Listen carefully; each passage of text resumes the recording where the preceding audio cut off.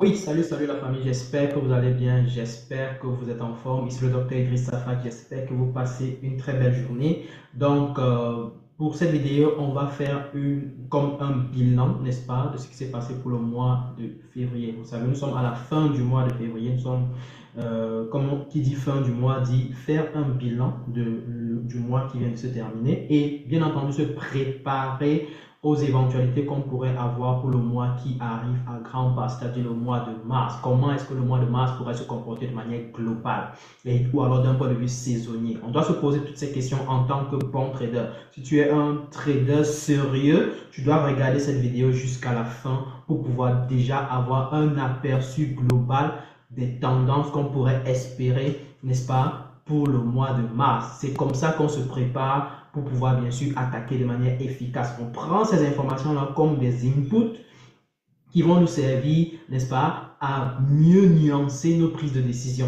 D'accord? Donc, c'est très important.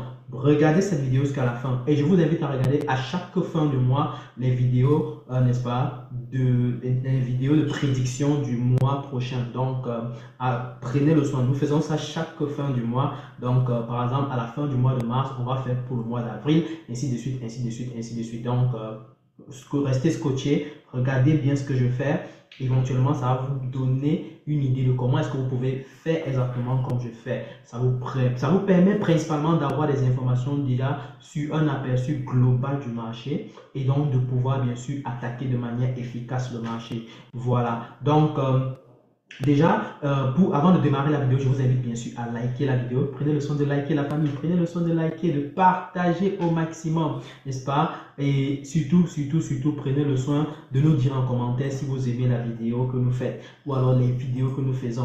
N'oubliez pas que nous avons pas mal de vidéos sur la chaîne YouTube. Dans là, du coup, je vous mets en face via la chaîne YouTube. Voici le live que nous avons fait dimanche dernier. N'oubliez pas que chaque dimanche, n'est-ce pas, à 19h GMT, nous faisons un live sur l'analyse des marchés, question de voir quelles sont les opportunités qu'on va saisir pendant la semaine. Donc, ne manquez surtout pas ce live-là, ça vous aidera à être toujours à chaud sur les marchés et saisir les opportunités de manière efficace. Donc, et surtout, prenez le soin de liker toutes les vidéos que vous voyez sur la chaîne, ça nous encourage fortement. Ça permet également que YouTube propose, n'est-ce pas, ou alors Facebook propose la vidéo à d'autres personnes qui s'intéressent véritablement au trading et qui veulent et qui ont vraiment besoin de bonnes informations, qui ont besoin d'un mentor, qui ont besoin d'un coaching, qui ont besoin de se faire former. Donc, ça permet d'impacter des personnes qui sont vraiment sérieuses dans leur démarche. Et franchement, quand je vois les résultats tomber, n'est-ce pas, dans les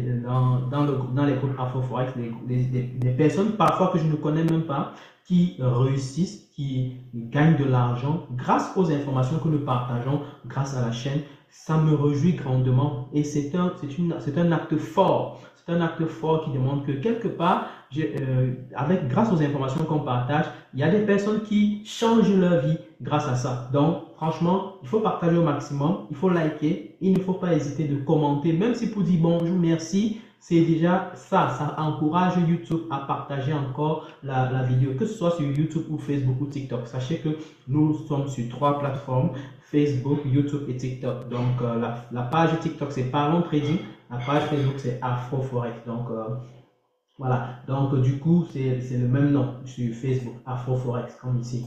Donc du coup, vous allez aller là-bas et vous allez voir les vidéos que nous sortons. N'oubliez pas que chaque jour, à partir de 19h GMT, 19h30, parfois 20h, nous publions, n'est-ce pas, une vidéo actu marché, n'est-ce pas, actualité des marchés, qui fait en général 5 minutes. C'est 5 minutes de vidéo, donc vous allez vous regarder ça rapidement et puis vous êtes OK.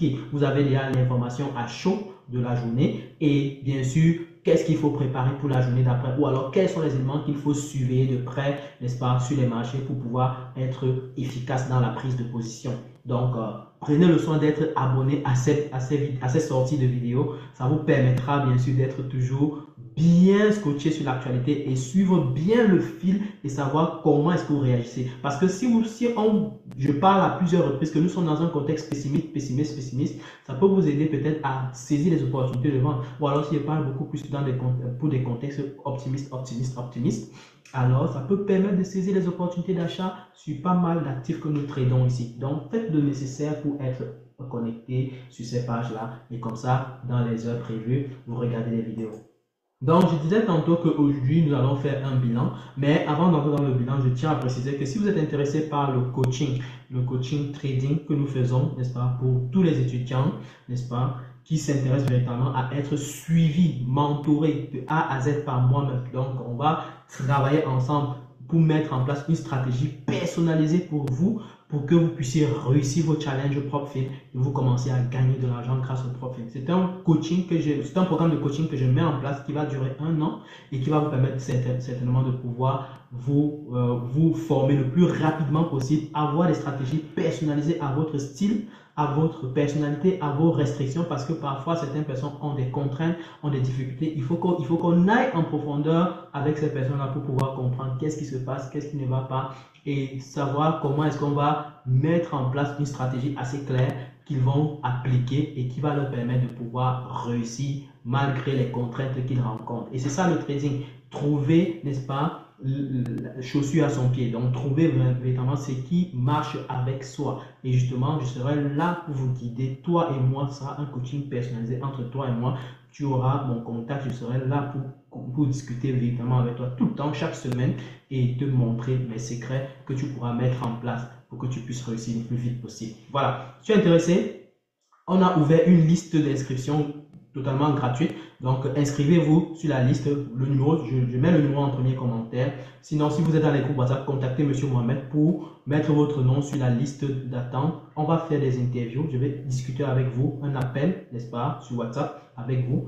Je vais programmer un appel et on va discuter et je pourrai donc voir s'il y a intérêt de faire véritablement ce coaching avec vous ou pas. Donc, voilà, allez-y le plus rapidement possible.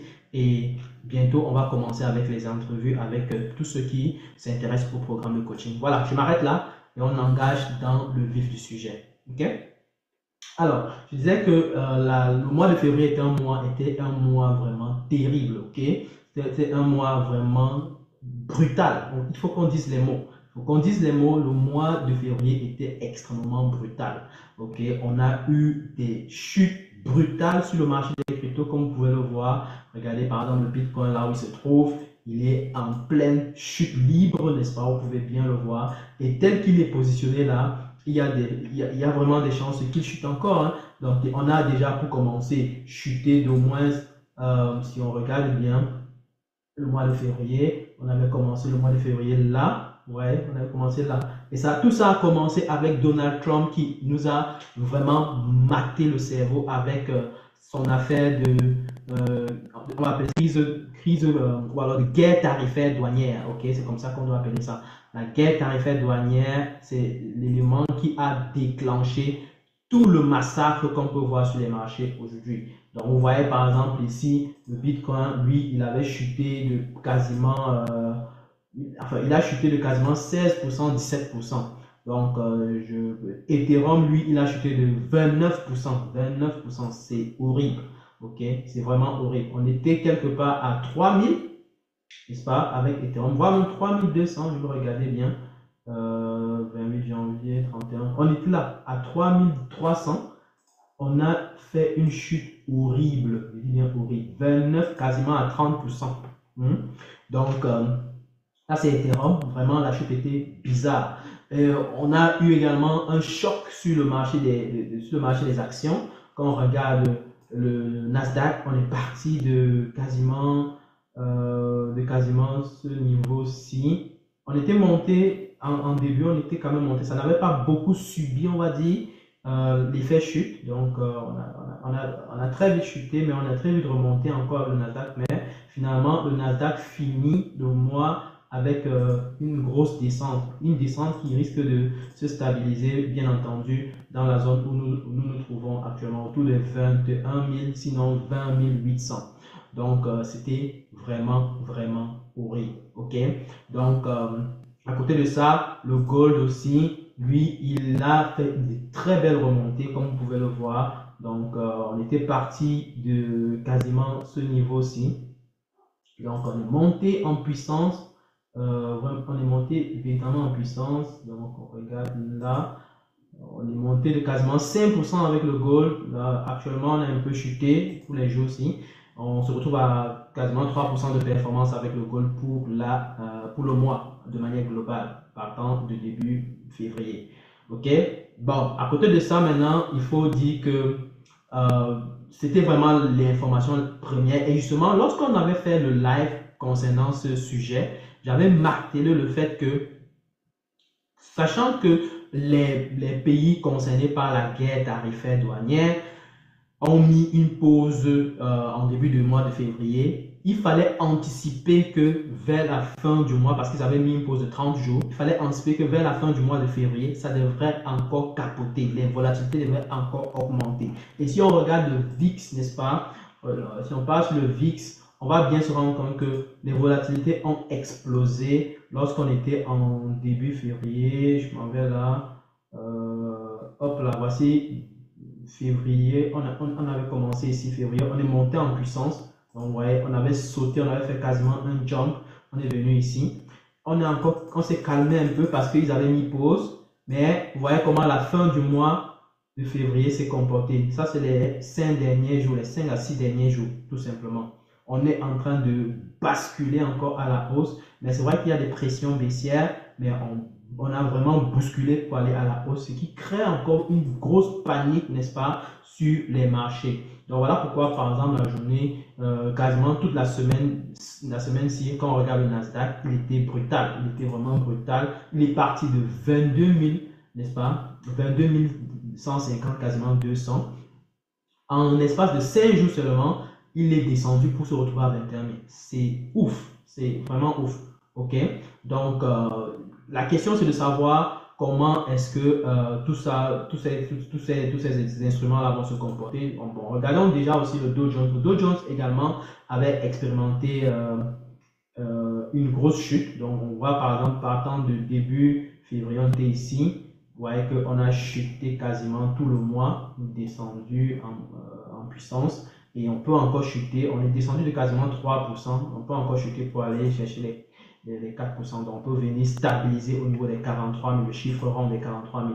En tout cas, on va regarder donc ce qui va se passer pour le mois de mars, ok? Donc le mois de février déjà d'entrée de jeu était vraiment contre toute attente, était un mois négatif, purement pessimiste. Moi personnellement, je m'attendais à ce que, par exemple, quand on regarde Ethereum, avec les performances mensuelles qu'on a eues, en moyenne, on s'attendrait au moins à 28% de performance au mois de février. Mais, regardez par exemple qu'on est sorti avec moins 29%. Donc, c'est tout le contraire de ce qu'on avait espéré avec Ethereum. Est-ce que c'est le mois de mars qui va être le mois positif pour Ethereum? C'est la question que tout le monde se pose. Est-ce que finalement, le bull run est fini? Est-ce que finalement, les choses ne vont plus se faire? Est-ce qu'on aura même éventuellement un bull run? Pour cela, moi, je vous invite de regarder cette vidéo que j'ai faite, n'est-ce pas? C'est une excellente vidéo où j'ai détaillé tout ça. Donc, allez regarder cette vidéo toute récente. Elle va vous aider à comprendre davantage pour ceux qui sont sur le marché des cryptos. Ok, vous allez bien comprendre comment le Ethereum va se comporter. Et justement, le schéma que je vous ai donné, les prédictions que je vous avais donné d'Ethereum en début février, elles étaient claires. Je vous avais expliqué ça. Dès le début février, je vous avais dit que, sachant qu'on a fait ce flush brutal, moi je vois le prix tourner en rond pendant longtemps, avant de flusher encore, chuter brutalement pour liquider toutes les personnes qui vont tenter d'acheter dans la zone-ci. Et ça va aller même chercher quasiment les 2000, sinon 2150 et remonter. Au pire des cas, ça pourrait aller chercher 1880. Donc, je vous invite à regarder la vidéo-ci qui va vous permettre de bien comprendre les prédictions du bull run que nous avons, enfin de cette année de bull run, les prédictions qu'on pourrait attendre. Donc, et justement, c'est ce qui s'est réalisé comme vous pouvez le voir. Et là, ce n'est pas terminé. Il y a encore un momentum baissier qui se prononce là. Donc, du coup, il faut se préparer encore à une chute sur Ethereum qui peut aller jusqu'à 1880. Donc, voilà, ça c'est pour Ethereum.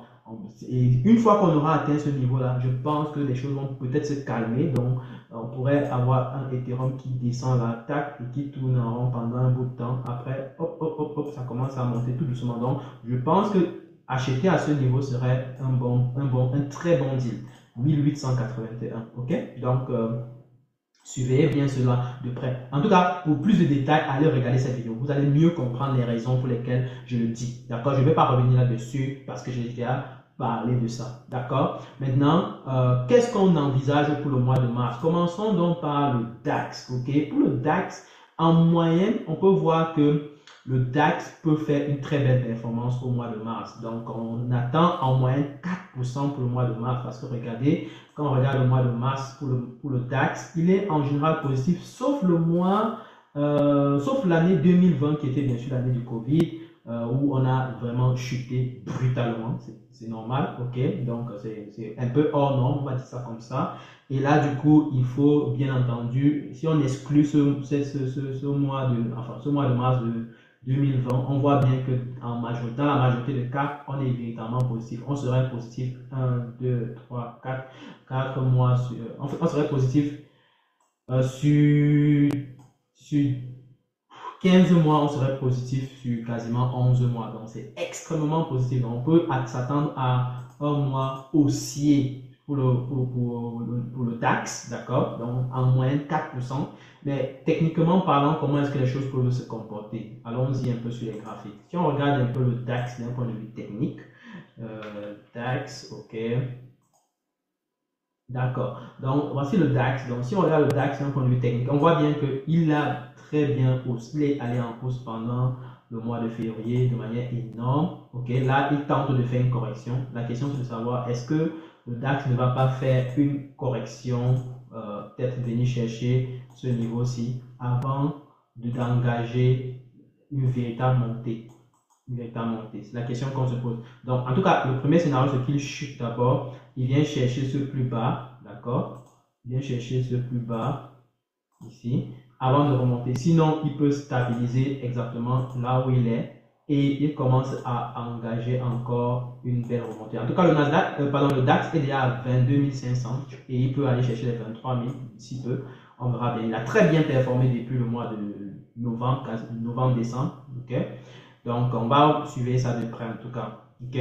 Pour le Nasdaq, je pense qu'il va être un peu indécis parce que quand je vois la performance moyenne, on est à 1,75. 1,75, ça veut dire que on pourrait éventuellement monter et puis redescendre, clôturer le mois quasiment sur le même niveau d'ouverture. Donc, je vais vous montrer ça rapidement sur les graphiques. Donc, si on regarde un peu le Nasdaq, n'est-ce pas? À l'échelle daily, on va se rendre compte qu'on est quasiment à un plus bas très important, à un niveau plus bas très très intéressant. Le niveau des 20 700, on se rapproche en tout cas de ce niveau-là, qui a été testé il n'y a pas longtemps à plusieurs reprises. Vous pouvez voir ça ici. On a testé ce niveau à plusieurs reprises. On a testé 1, 2, 3, 4. Et si on teste la cinquième fois, ça peut être encore intéressant de saisir l'opportunité ici pour remonter avec lui. Et je pense que quand il va remonter, il va encore frapper ici. Il risque de descendre tout simplement parce que, bon, si on parle sur l'effet de saisonnalité, on pourrait finir avec 1%. Donc, on pourrait chuter et se retrouver encore quelque part dans la zone ici avec le Nasdaq. Mais je vois déjà un début de mois très haussier avec le Nasdaq. Ça risque de commencer demain vendredi. Donc, préparez-vous à cette éventualité. D'accord? Donc, voilà ce que je peux dire pour le Nasdaq. Maintenant, pour ce qui est du US 30, ok, le US 30, lui, il est également haussier. Donc, on voit un 3% de potentiel hausse en moyenne pour le mois de mars.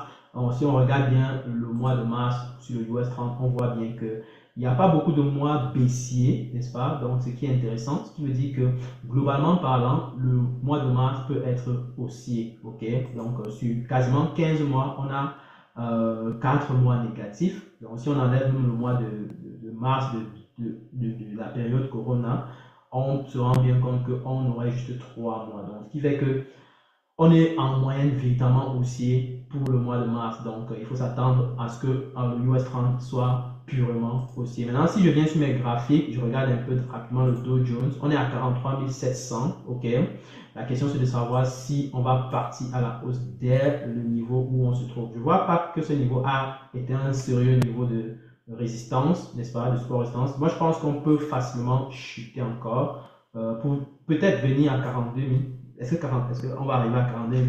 C'est une bonne question. Je pense que 43 000, c'est un bon niveau à surveiller en tout cas. 43 000, déjà, ce serait un excellent niveau à surveiller. Et je pense donc qu'une fois qu'on va arriver à 43 000, on va éventuellement engager, n'est-ce pas, une véritable remontada. Ok? Donc, je vais mettre une flèche comme ça. Hop. Voilà, comme ça. Et hop là. Donc, on pourrait véritablement engager la hausse dès ce niveau-là. Donc, pour moi, principalement, on peut rester haussier pour le US 30. C'est les deux que je vois, enfin, DAX et US 30, on voit une hausse. Nasdaq, NDC, on va avoir une hausse après une baisse, selon moi. Maintenant, pour ce qui est du Bitcoin, en moyenne, on anticipe une hausse de 10%. Bon, ça c'est peut-être lié au fait que dans la moyenne, on a eu des performances beaucoup plus positives. Mais regardez bien le mois de mars pour le Bitcoin, ok? On est en général négatif, ok? Donc, pour moi, je me méfierais un peu de tomber dans le piège de prendre directement le sens de la hausse. Regardez comment il est en général très très négatif. En tout cas, depuis de 2015 à 2018, il a été négatif pour les mois de mars. Et là, on est en train d'engager encore un nouveau mois de mars. Donc, de base, pour moi, je suis un peu indécis ici. Je serais beaucoup plus pessimiste que optimiste dans le sens où actuellement, le marché est purement pessimiste. Mais à côté de ça, il y a quand même de potentielles bonnes nouvelles qui peuvent venir sur le Bitcoin principalement avec la réserve stratégique du Bitcoin par les États-Unis et peut-être par d'autres pays aussi qui sont dans la course, n'est-ce pas, de l'intelligence artificielle et bien sûr des monnaies numériques. D'accord? Donc, on va regarder ça de près. Je pense qu'on peut avoir peut-être des petits moments de hausse, mais attention, ce ne sera pas des hausses démentielles, ok? Ce sera des hausses qu'il faut être très modéré et puis récupérer rapidement des profits, ok? Donc, ce qui veut dire que par exemple, le Bitcoin, si on revient rapidement sur le Bitcoin, on est à 84 000. Je pense déjà, d'un point de vue graphique, on peut facilement chuter et venir se retrouver, n'est-ce pas, au niveau des 84, pardon, au niveau des 77 000, ok? Donc la pression est fortement baissière. On peut facilement venir chercher les 77 000, ok? Donc on chute probablement comme ça avant d'engager la hausse, parce que là j'avais expliqué que là on a fait un double top, pardon. Sinon ça veut se rapprocher d'un épaule tête épaule, mais c'est plus un double top, ok? Franchement, ça c'est une grosse figure de retournement important, d'accord? Donc du coup, on a la possibilité que le Bitcoin actuellement qui est à quasiment 84 800, 85 000 peut se retrouver à 76 000, donc une chute de quasiment encore 10% ou 12% est à observer. Donc une fois qu'on peut arriver, si on arrive à 77 000 là, je pense que ça risque de péter à la hausse fort, ok? Donc suivez ça de près, selon moi ça peut être intéressant. Voilà pourquoi je dis que la hausse, même la hausse que j'ai dit, elle peut descendre comme j'ai dit, et puis elle remonte, elle stabilise d'abord ici parce qu'il y a un gros niveau de résistance, de support résistance ici, qui peut bloquer le mouvement du prix, n'est-ce pas, comme vous pouvez le voir. Mais encore une fois, moi je pense qu'avec ce genre de mouvement, si vous prenez des trades, si vous êtes trader, principalement trader, vous achetez et vous vendez par exemple ici à 90 000, 92 000. Donc pour moi, ce sera un chiffre rond à suivre pour récupérer ses profits. Donc voilà, ça c'est intéressant. Maintenant, pour Ethereum, le dernier cas, n'est-ce pas? Comme j'ai expliqué dès le début de la vidéo, Ethereum est sur une phase où la manipulation est en train de tendre vers sa fin. Et là, du coup, on pourra venir chercher, selon moi, le niveau, n'est-ce pas? Le niveau des 1881 probablement. Sinon, on peut s'arrêter à 2000 environ, puisque c'est un chiffre rond. Donc, ça va être aussi suivi de près. Donc, avant d'engager la hausse. Et les hausses qu'on va engager ne vont pas aller directement au ciel, d'accord? Il faut faire attention. Les hausses qui vont peut-être s'arrêter en coup de chemin, faire des allers-retours. Et donc, du coup, ça peut venir faire obstacle, par exemple, ici dans la zone ci, avant de retourner peut-être à la baisse, avant de peut-être revenir encore à la hausse. Donc, pour quelqu'un qui aura pris ici, il aurait fait un très bon deal, ok? Donc, je vais mettre quand même ma flèche comme ça pour dire que, bon, on a la potentialité d'aller jusqu'à 4000, ok? En tout cas, pour moi, Ethereum, en tant que trader, je ne vais pas aller plus loin que ça. Le niveau à suivre, c'est par exemple 2000, si j'achète à 1881, je récupère mes profits à 2600 environ, je récupère mes profits à 3000 et puis je récupère mes profits à 4000. C'est les niveaux clés à considérer selon moi. Voilà, donc j'ai fait le tour en tout cas pour les actifs que je voulais qu'on regarde ensemble, n'est-ce pas? Peut-être je vais ajouter le gold. Pour le gold, par exemple, moi je vois que le gold est sur une chute. Est-ce que le gold va chuter davantage? Je pense que je vais expliquer ça beaucoup plus pendant le live. Donc tenez-vous tranquille, on va revenir sur le gold dans le live parce que je veux prendre des mouvements un peu plus dynamiques sur le gold. Mais de base, on voit que la tendance est haussière, ce qui veut dire qu'on espère clairement des pullbacks pour pouvoir saisir des belles opportunités. Et là, actuellement, il est à un niveau clé, mais je pense qu'il peut encore chuter à 2846 environ avant d'engager une véritable hausse. Voilà, je vais m'arrêter là, mais je vais donner plus de détails plus tard. Ok, donc je m'arrête là pour ces prédictions-là. J'espère que vous avez mieux compris où est-ce qu'on va et enfin où est-ce qu'on est et où est-ce qu'on va. Le contexte reste assez pessimiste, principalement de manière globale dans l'économie, avec l'effet de la guerre des tarifs douaniers entre les États-Unis, le Canada, le Mexique et la Chine et même l'Europe. Donc il y a tout ce vacarme-là qui est en train de se prononcer et il faut bien sûr suivre de près les opportunités que vous saisissez. Exemple, si vous prenez les opportunités à l'achat sur le Nasdaq, selon moi, il faut être prêt à clôturer les positions le plus vite possible et ne pas laisser passer parce que le Nasdaq, vous avez vu les coups de baisse qu'on fait, c'est des grosses baisses, ce n'est pas des petits volumes, d'accord? Et bien entendu, éventuellement, si vous avez des stratégies de saisie d'opportunités à la vente, peut-être envisager de le faire. Maintenant, ce que je dis n'est pas un conseil d'investissement, vous devez bien sûr être les seuls et uniques responsables de vos décisions sur les marchés. Si vous ne savez pas comment faire les choses, prenez le soin de vous former, ok?